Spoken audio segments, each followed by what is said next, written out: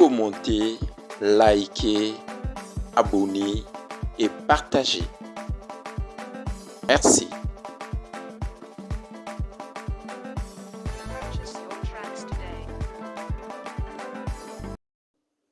Partie A, exercice. Exercice numéro 1. Complétez le tableau ci-dessous.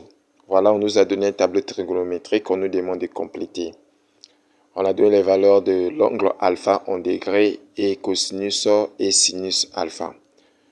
Exercice numéro 2. Soit f une fonction affine dont a et b sont deux nombres réels à déterminer. F de x égale ax plus b, sachant que le f de 1 égale 2 et le f de 2 égale moins 3.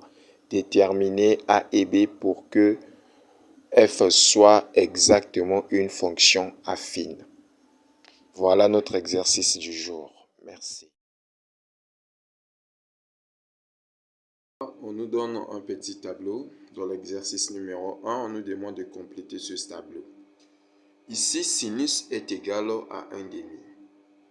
On nous demande la valeur de cosinus. Vu que là, c'est 30 degrés, donc nous sommes au premier quadrant toujours. Donc ici, ça sera la racine carrée de 3 divisé par 2.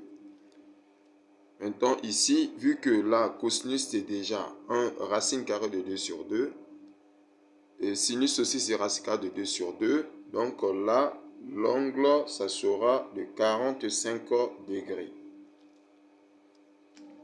Maintenant ici, là, vu que là, il y a déjà 60 degrés, là, cosinus, c'est 1 sur 2. Donc là, sinus, ça sera racine carrée de 3 divisé par 2.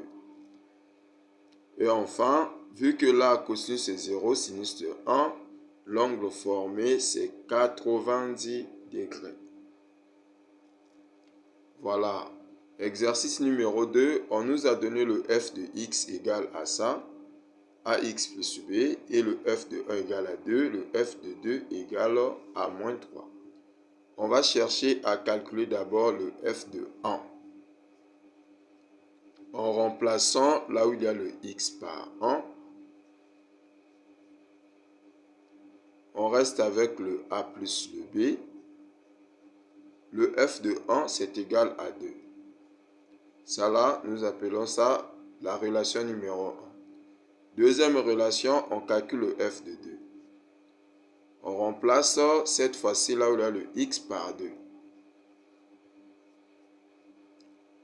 J'obtiens 2a plus b égale à, le f de 2, c'est égal à moins 3. Donc égal à moins 3.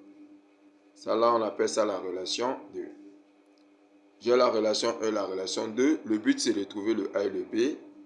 Je prends encore la relation 1. J'ai le a plus le b égale à 2. Je tire l'inconnu de mon choix. Je tire le a. Le a serait égal à 2 moins b. Ça là, j'appelle ça la relation 3. Je prends la relation 3, je remplace dans la relation 2. 3 dans 2.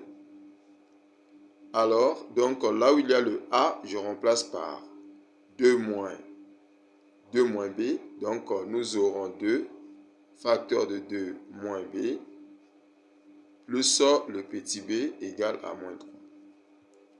Alors cette méthode, on appelle ça la méthode de substitution. Là, j'ai développé. OK. Je balance, je calcule les b entre eux. Donc, on aura moins b. Si je fais le moins 2 plus b, ça me fait moins b. Le 4 part de l'autre côté. On aura moins 3, moins 4. Dans le b, du coup, on trouve 7. J'ai le b égal à 7. Donc, je cherche maintenant la valeur de a. Donc, je prends le b dans 3. Si on fait le b dans 3, donc on aura le a égal à 2,